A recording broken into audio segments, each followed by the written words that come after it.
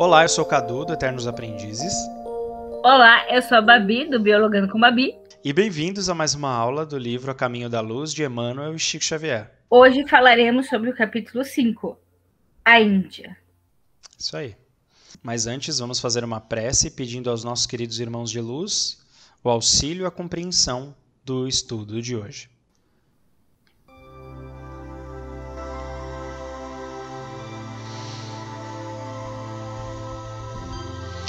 Pai nosso que estais nos céus, santificado seja, Senhor, o teu nome. Venha a nós o teu reino, que é de amor e de luz. Seja feita a tua vontade, assim na terra como no céu. O pão nosso de cada dia dai-nos hoje, Pai. Perdoa as nossas dívidas, à medida que perdoamos os nossos devedores. E não nos deixes cair em tentação, e livra-nos de todo mal, hoje, agora e sempre onde estivermos, porque teu é o reino, o poder e a glória.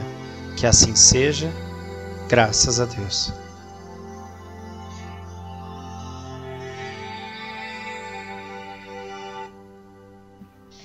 Isso aí.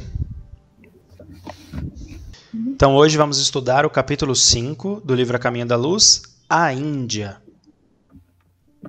A organização hindu. Dos espíritos degredados no ambiente da Terra, os que se agruparam nas margens do Ganges foram os primeiros a formar os pródomos de uma sociedade organizada, cujos núcleos representariam a grande percentagem de ascendentes das coletividades do porvir.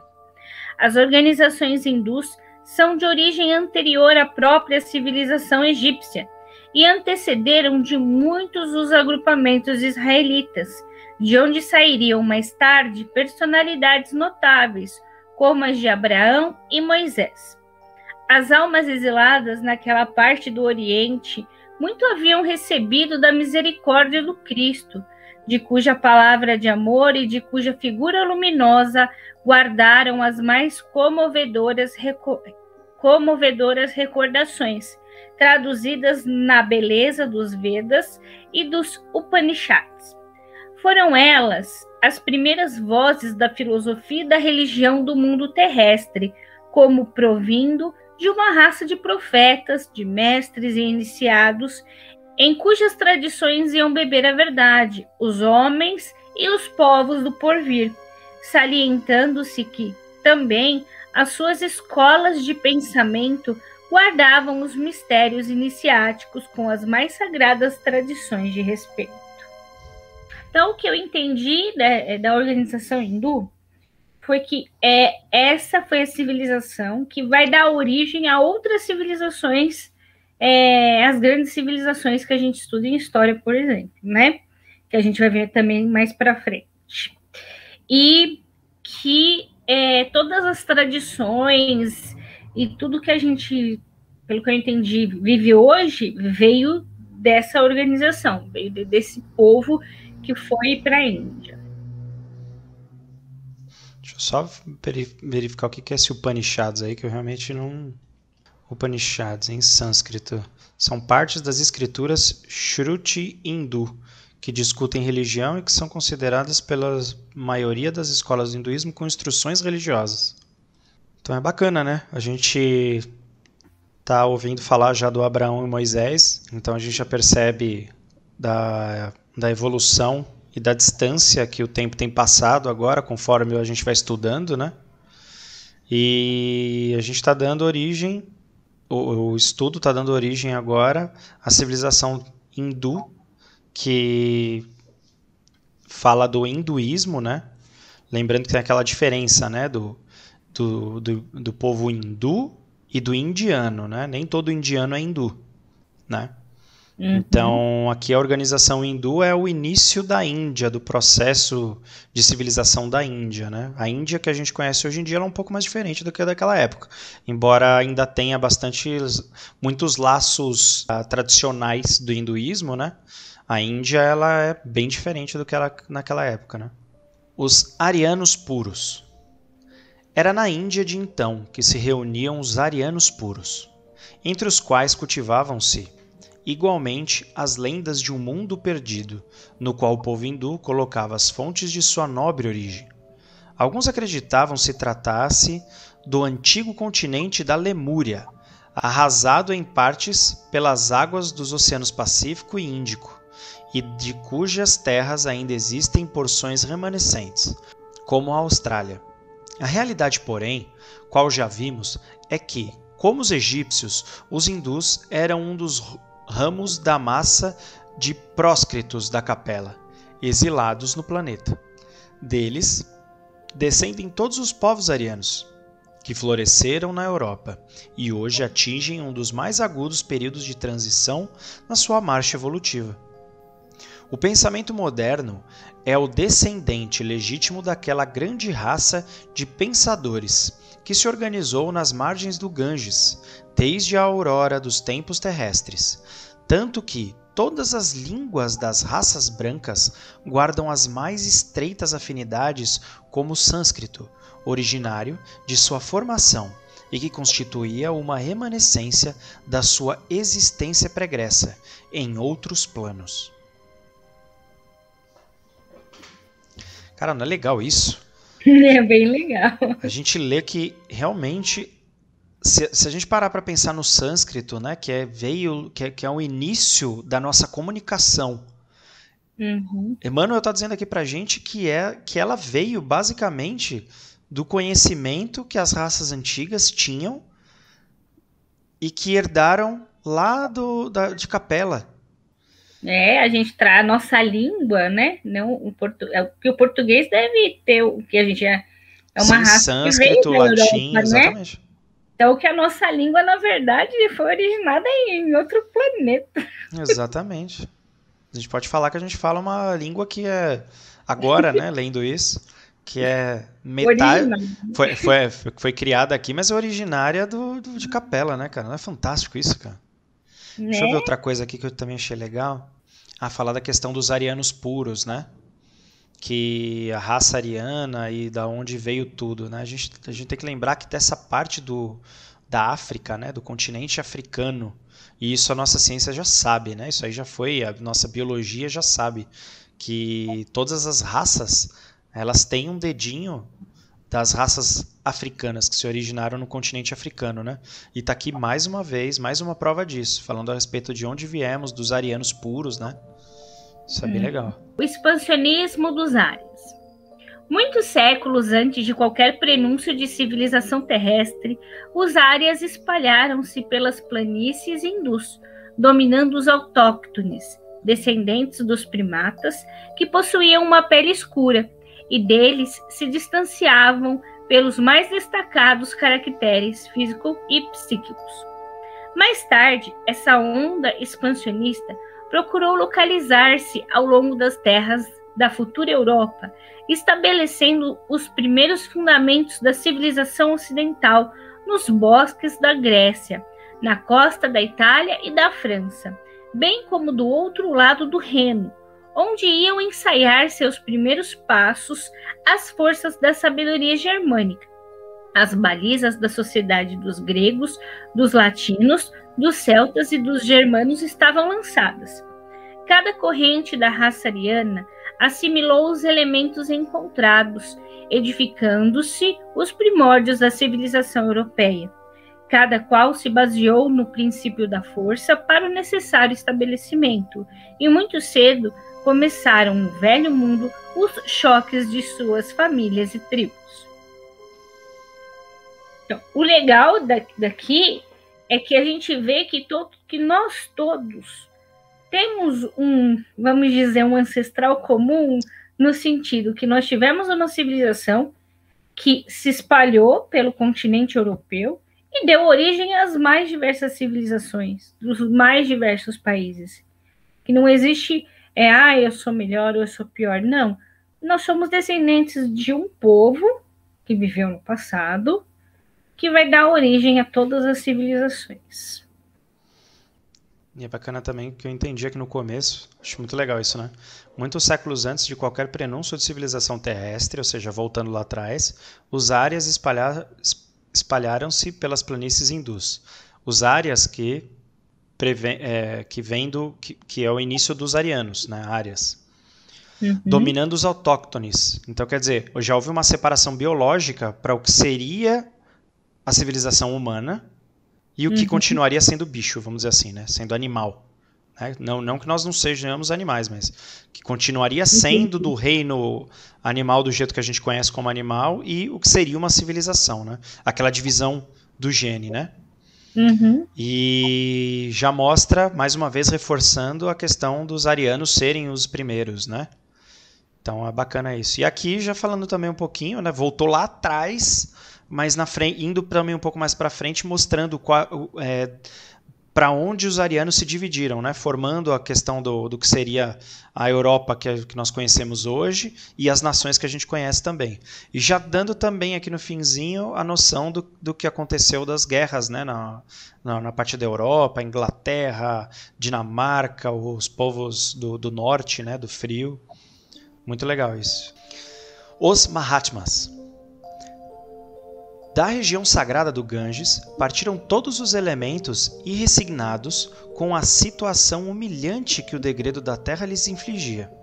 As arriscadas aventuras forneceriam uma noção de vida nova àqueles seres revoltados supunham encontrar o esquecimento de sua posição nas paisagens renovadas dos caminhos. Lá ficaram apenas as almas resignadas e crentes nos poderes espirituais, que as conduziriam de novo às magnificências dos seus paraísos perdidos e distantes. Os cânticos dos Vedas são bem uma glorificação da fé e de esperança, em face da majestade suprema do Senhor do Universo. A faculdade de tolerar e esperar aflorou no sentimento coletivo das multidões, que suportaram heroicamente todas as dores e aguardavam o momento sublime da redenção. Os Mahatmas criaram um ambiente de tamanha grandeza espiritual para o seu povo, que ainda hoje nenhum estrangeiro visita a terra sagrada da Índia sem de lá trazer as mais profundas impressões acerca de sua atmosfera psíquica. Eles deixaram também ao mundo as suas mensagens de amor, de esperança e de estoicismo resignado, salientando-se que quase todos os grandes vultos do passado humano, progenitores do pensamento contemporâneo, deles aprenderam as lições mais sublimes. Uma coisa que eu achei legal aqui, né? Que está falando das mensagens de amor que o povo Mahatma deixaram. É importante lembrar também que esses Mahatmas são os exemplos que a gente tem quando a gente fala de povo hindu e aqueles sacerdotes, né? São os Mahatmas. São aqueles caras que abrem mão da vida material praticamente completa, sabe? Eles abrem mão da vida material completamente até. Inclusive, um dos maiores exemplos de um sacerdote Mahatma é o próprio Mahatma Gandhi. E aqui eles deixaram uma mensagem de amor, e é importante a gente salientar aqui também a questão do estoicismo, né? Aqui eu até diria, na minha humilde opinião, estoicismo resignado seria redundante, né? Porque o estoicismo é o estudo filosófico da resignação, né? A questão aqui, eu acredito que Emmanuel deixou aqui o estoicismo resignado justamente para dar ênfase, né, no que o estoicismo representa. Né? O estoicismo é muito interessante, quem tiver interesse aí de depois dar uma pesquisada e estudar, ele casa muito bem com o espiritismo. É a questão de você se preocupar com as suas atitudes mais do que o mundo pode fazer contigo. Então não importa o que o mundo faz comigo, importa a minha ação com relação àquilo, entendeu? Uhum. E é uma coisa até legal, porque eu não sabia disso, né? Essa questão de realmente o povo hindu trabalhar o estoicismo e a resignação. É uma coisa que eu vou procurar estudar e aprender, que eu achei muito legal isso. É porque eles guardam memórias de algo que eles tiveram, né? De lembranças que eles tiveram. Poxa, se você parar para pensar, né? Todo o sofrimento que eles tiveram com a questão de capela foi um baita de um ensinamento de estoicismo e resignação para eles, né? De cara, aguenta firme, aprende o que você veio aqui aprender, porque você vai voltar, entendeu? Só entende, ou melhor, não procura entender os desígnios de Deus. Só vive eles, aprende neles o que você precisa aprender para voltar a evoluir. Não que a gente deixou, esse povo deixou de evoluir, né? Na realidade, eles estão evoluindo de uma forma um pouco diferente. É como se fosse um reforço daquilo que, na teoria, eles precisavam já saber, né?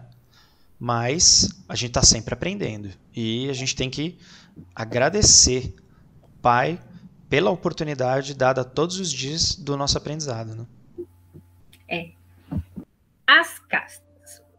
O povo hindu, não obstante o seu elevado grau de desenvolvimento nas ciências do espírito, não aproveitou de modo geral como devia o seu acervo de experiências sagradas.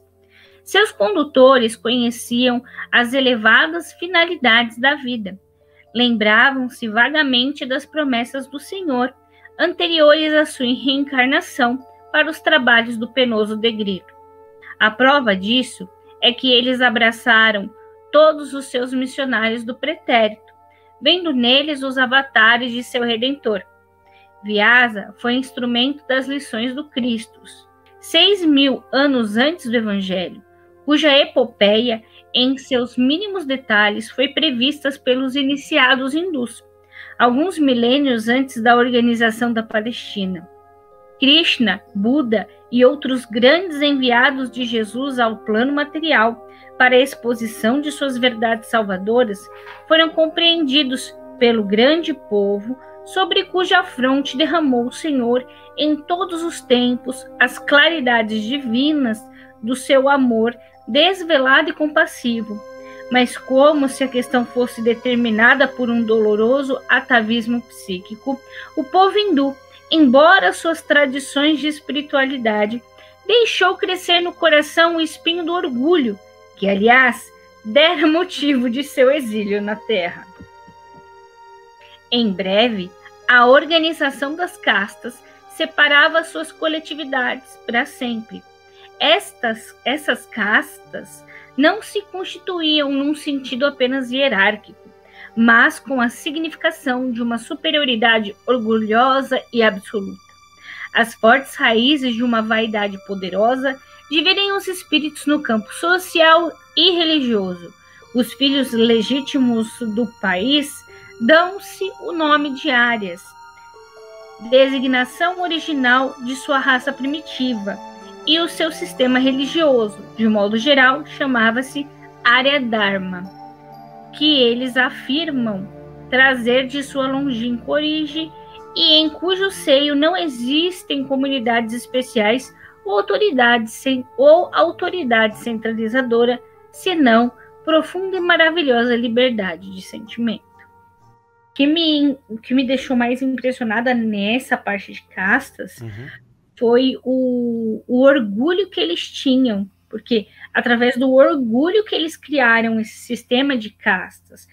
Então eu sou superior, né? Porque eu tenho domínio, porque eu tenho uma recordação, porque eu sei o que vai acontecer, enfim, que fala aqui do sistema não só social, mas o sistema religioso, né? Porque eu sei talvez de mais coisas que vão acontecer, eu tenho mais sacerdotes, enfim, não sei se pode falar sobre, não sei se é nesse nível, né? Mas isso me chamou muita atenção. E o que derruba uma sociedade, não só essa, mas qualquer sociedade, é o orgulho. O orgulho não é quando a gente fala, eu tenho orgulho do meu filho, eu tenho orgulho. Não, na verdade, o ter orgulho não é bom. Eu tenho que ter felicidade pelo meu filho, eu tenho que ter felicidade pelo meu aluno. Mas o orgulho é um sentimento que deve ser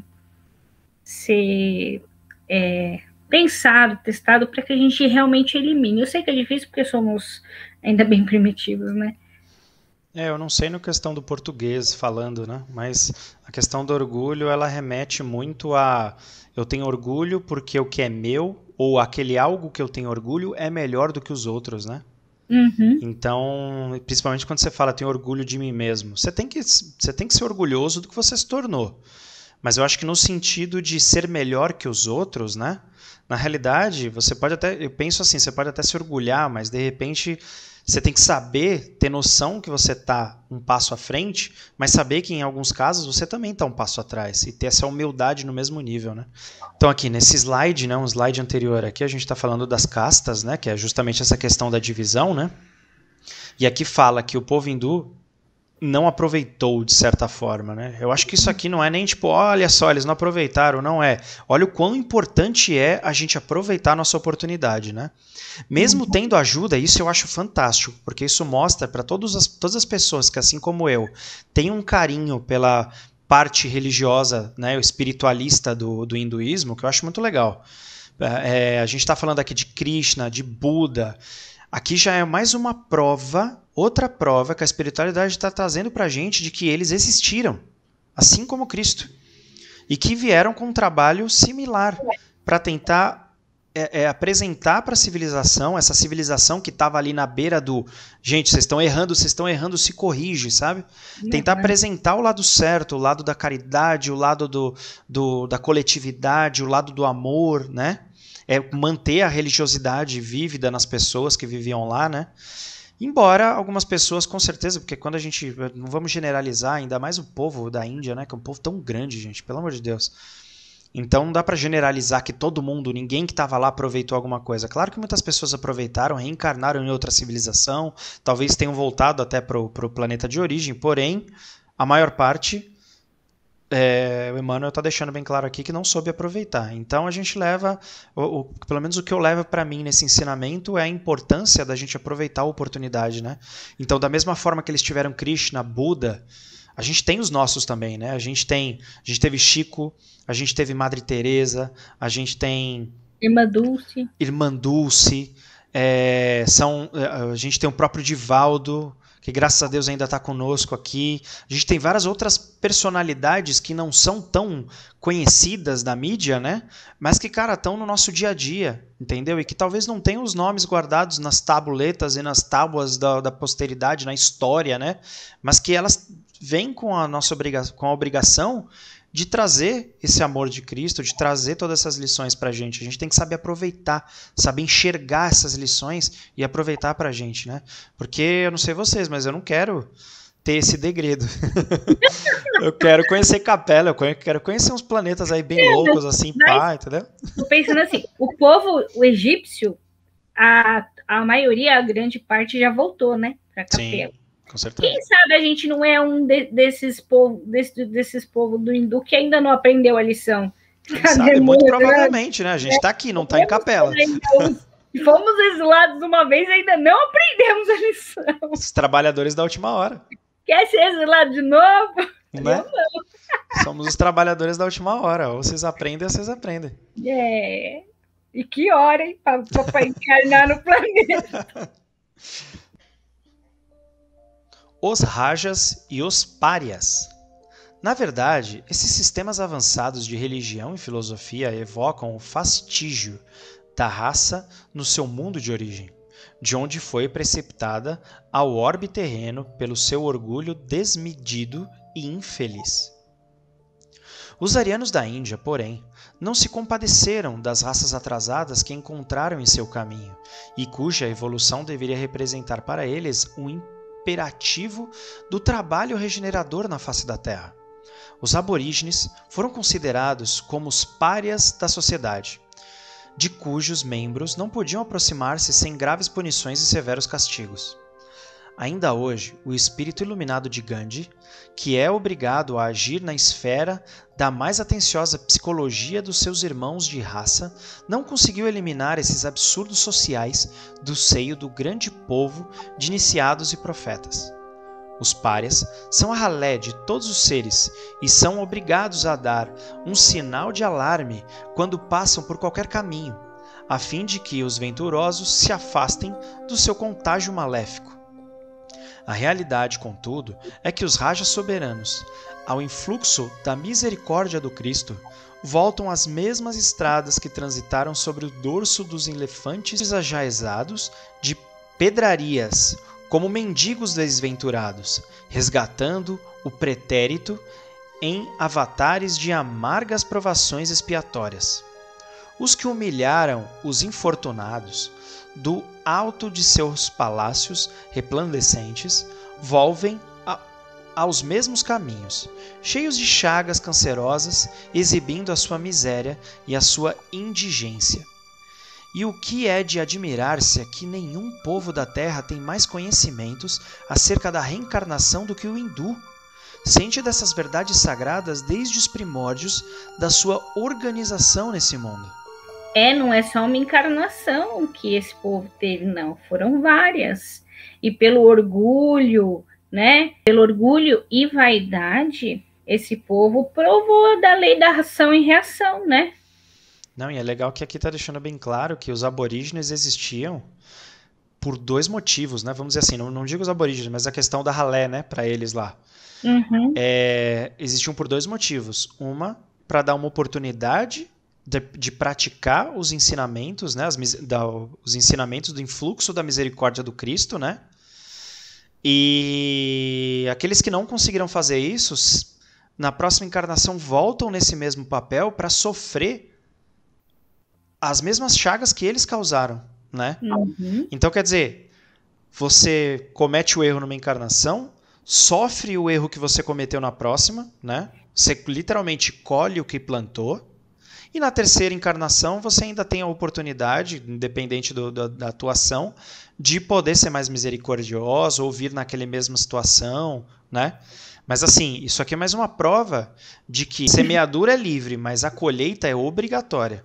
Então, o que você cometeu, seja de bom ou de ruim na tua encarnação, você vai colher esse fruto lá na frente. E isso é a lei divina, é a lei imutável, e que aqui a espiritualidade, através de Emmanuel e Chico, está demonstrando para a gente mais uma vez. E aqui ainda fica uma coisa que eu achei legal também, é esse texto, essa indignação em forma de texto.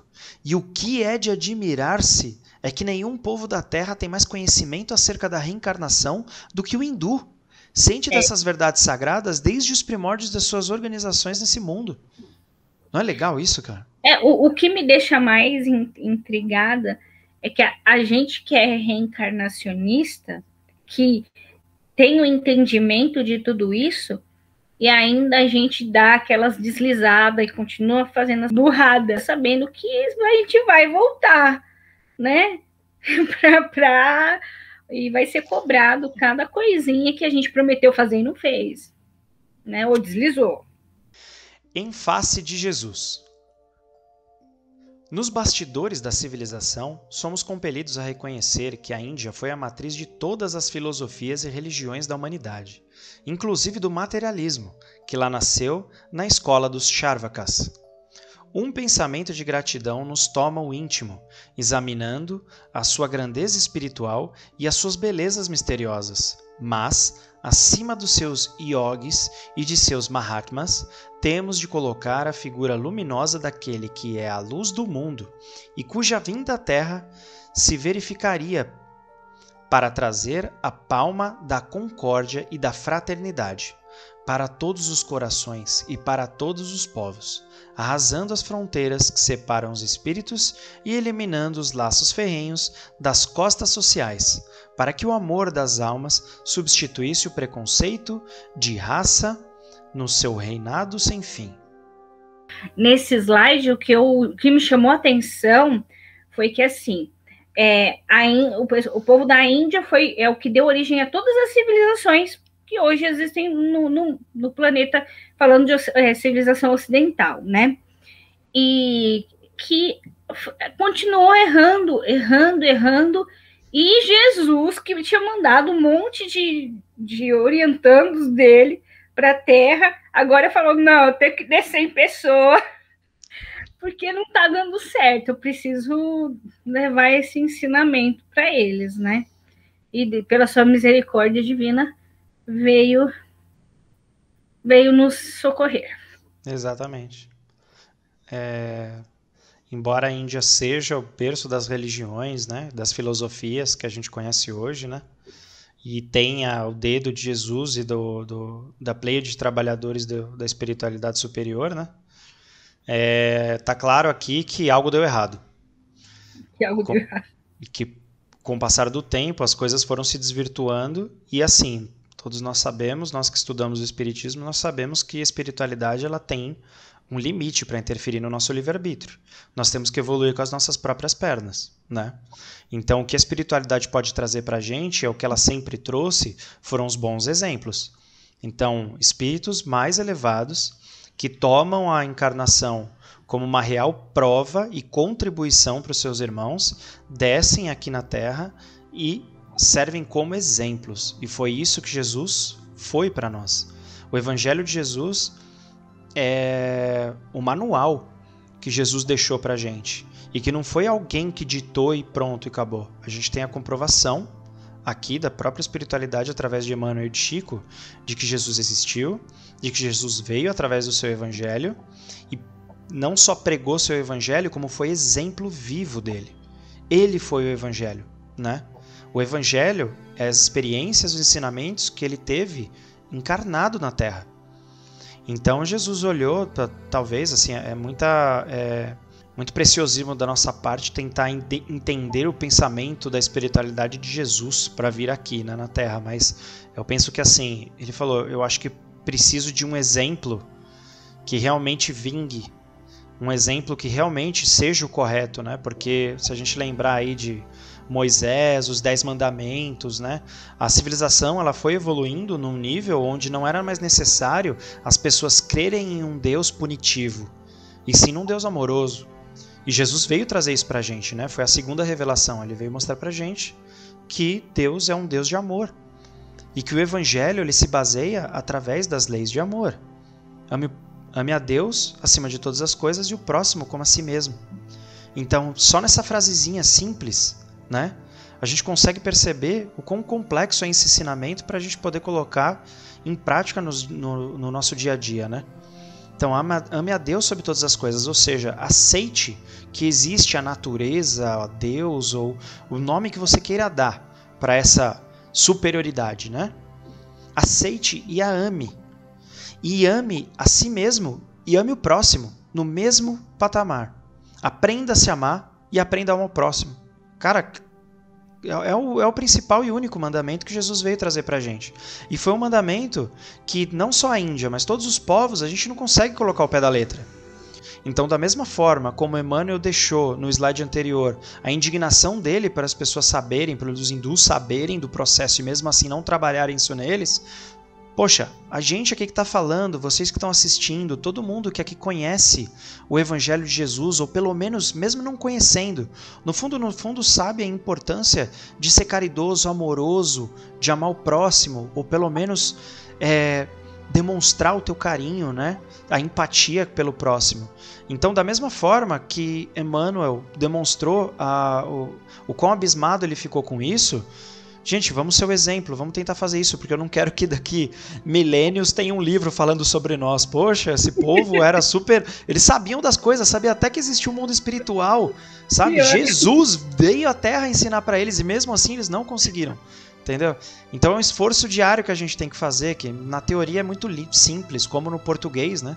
A gente lê um texto que é só o mandamento crucial do amor, né? Que Jesus veio trazer. Em português era muito simples, é um conjunto de palavras, mas colocar isso em ação todo dia é muito difícil. Em todas as obras de Chico Xavier, em todo o trabalho que Emmanuel teve junto com a espiritualidade, eles vêm trazer no teu íntimo, sempre no íntimo dessas obras, o amor e a caridade e os ensinamentos que Jesus pregou. E é isso que a gente tem que levar para a nossa vida. E na próxima semana, nós vamos ler o capítulo 6, A Família Indo-Europeia. Então, não esqueça de fazer a sua leitura prévia e deixar nos comentários o que você aprendeu desse capítulo. O que você achou dos hindus? E é isso aí. Obrigado por ficarem até aqui, por acompanharem o estudo do livro com a gente. E, por favor, se gostou, deixa um like, compartilha, ativa o sininho para receber as próximas notificações. E é isso aí. Muito obrigado mais uma vez. Paz e luz a todos. Fiquem com Deus. Tchau!